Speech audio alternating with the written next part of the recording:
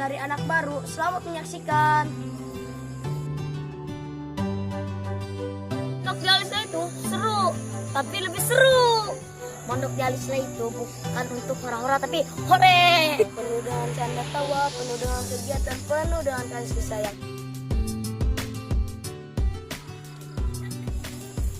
Peraturan itu bukan harus dilanggar, tapi harus ditaati. Paham tuh? Paham.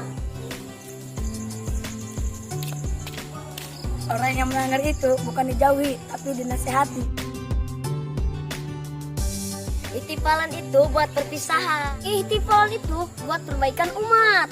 Ihtifalan itu buat kita kumpul ya. Ihtifalan itu bukan hanya buat tontonan, tapi tuntunan. Ingin video dan tampilan lebih banyak lagi? Tunggu